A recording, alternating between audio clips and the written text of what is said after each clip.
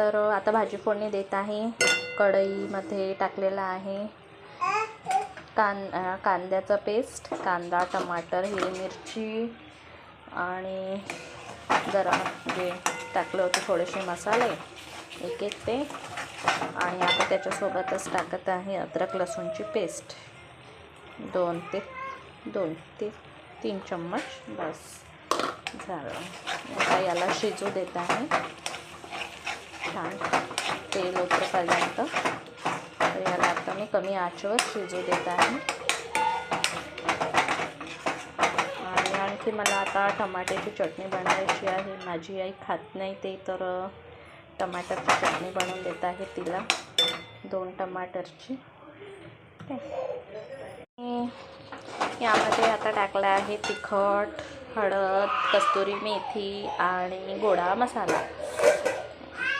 आता हा मसाला पुन्हा पकवू देते आणि यामध्ये टाकून देत आहे हा धुतलेला पाणी, म्हणजे कांद्याचा पेस्ट ज्यामध्ये काढला होता तो पॉटमधला पाणी त्यामध्ये टाकून देते आता, आणि याला तिखट मीठला शिजू देते।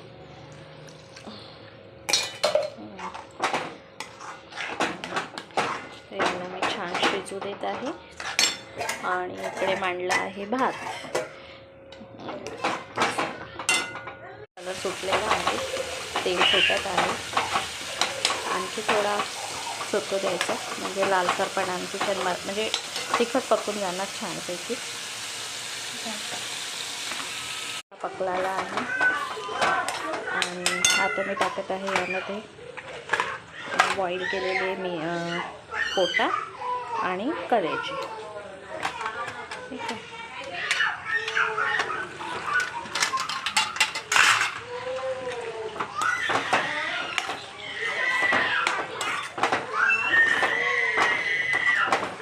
आता याला पण छान असं पाणी सुटेल, पकवू आता आपण याला। आता मी शिजू देते, पोटा तर पकलेलाच आहे बॉईल केला तर, आणि मी याला झाकून ठेवत आहे। बघते पोटा कलेजी असं फिरवून थोडासा कसं वाटत आहे स्ट्रेक्चर याचं बघू।